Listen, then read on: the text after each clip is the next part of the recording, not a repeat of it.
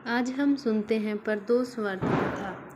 सनातन धर्म में हर महीने की त्रयोदशी तिथि तेरस को प्रदोष व्रत रखने की परंपरा है। इस दिन भगवान शिव की पूजा की जाती है। प्रदोष व्रत किसी भी महीने के शुक्ल पक्ष की त्रयोदशी से शुरू किया जा सकता है। प्रदोष व्रत भगवान शिव को समर्पित है। धार्मिक मान्यता है कि प्रदोष व्रत करने से व्यक्ति की सभी इच्छाएं पूर्ण हो जाती हैं।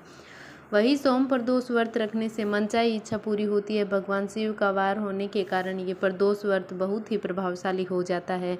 सोम प्रदोष के दिन चंद्रमा से जुड़ी समस्याओं का निवारण आसानी से किया जा सकता है। आर्थिक तंगी दूर करने के लिए प्रदोष व्रत अवश्य करना चाहिए। प्रदोष व्रत के प्रभाव से रोग दूर हो जाते हैं। इसके साथ ही विवाह की बाधाएं दूर हो जाती है। सोम प्रदोष व्रत का कथा। स्कंद पुराण में वर्णित एक कथा के अनुसार एक नगर में एक गरीब ब्राह्मणी रहती थी। उसके पति को स्वर्गवास हो गया था। उसका अब कोई सहारा नहीं था, इसलिए सुबह होते ही वह अपने पुत्र के साथ भीख मांगने निकल पड़ती थी। भिक्षाटन से ही वह अपने पुत्र का पेट पालती थी। एक दिन ब्राह्मणी भिक्षाटन से घर लौट रही थी तो उसे एक लड़का घायल अवस्था में कर्राता हुआ मिला। ब्राह्मणी दयावश उसे अपने घर ले आई। वह लड़का विदर्भ का राजकुमार था। शत्रु सैनिकों ने उसके राज्य पर आक्रमण कर उसके पिता को बंदी बना लिया था और उसका राज्य हड़प लिया था। इसीलिए राजकुमार इधर उधर भटक रहा था। राजकुमार ब्राह्मण पुत्र के साथ ब्राह्मणी के घर रहने लगा। एक बार गरीब ब्राह्मणी दोनों पुत्रों के साथ ऋषि सौंडिल्य के आश्रम में गई। वहां उसने प्रदोष व्रत की विधि और कथा सुनी और घर आकर उसने व्रत रखा आरंभ किया। एक दिन की बात है कि दोनों बालक वन में घूम रहे थे। पुजारी का बेटा घर लौट आया, लेकिन राजा का बेटा वन में असुमति नामक गंधर्व कन्या से मिला। वह उस पर मोहित हो गई और उसके साथ समय गुजारने लगी। एक दिन असुमति अपने माता पिता को राजकुमार से मिलाने लाई। उन्हें भी राजकुमार पसंद आ गया। कुछ दिनों बाद असुमति के माता पिता को भगवान शंकर ने स्वप्न में आदेश दिया कि राजकुमार और असुमति का विवाह कर दीजिए। उन्होंने वैसा ही किया। ब्राह्मणी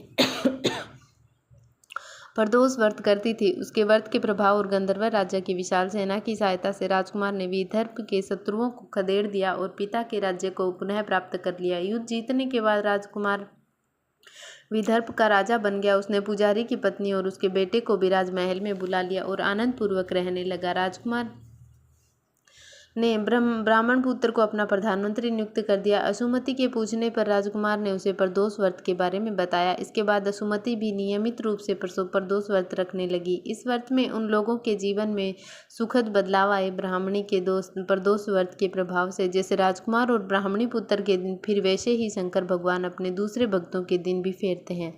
सोम प्रदोष का व्रत करने वाले सभी भक्तों को यह कथा अवश्य पढ़नी चाहिए और सुननी चाहिए। ज्योतिष संबंधी चुनिंदा सवालों के प्रकाशित किए जाएंगे। यदि आपकी कोई अब सोम प्रदोष व्रत क्या है? सोम प्रदोष व्रत भगवान शिव को समर्पित एक विशेष उपवास है जो हर महीने की तिथि तेरस पर रखा जाता है या त्रयोदशी पे। इसे शुक्ल पक्ष की त्रयोदशी से शुरू किया जा सकता है और सोम प्रदोष व्रत विशेष रूप से सोमवार के दिन होता है।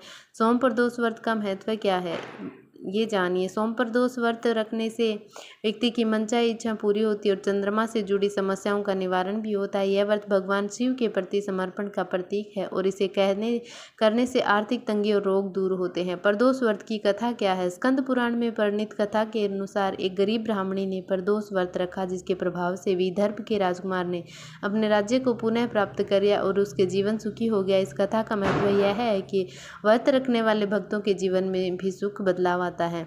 सोम प्रदोष व्रत का पालन कैसे किया जाता है? सोम प्रदोष व्रत में भगवान शिव की पूजा की जाती है। इसे रखने वाले व्यक्ति को पूरे दिन उपवास रखना चाहिए और शाम के समय शिव मंदिर जाकर पूजा अर्चना करनी चाहिए। व्रत की विधि और उसकी कथा सुनने या पढ़ने से व्रत का पूरा फल प्राप्त होता है।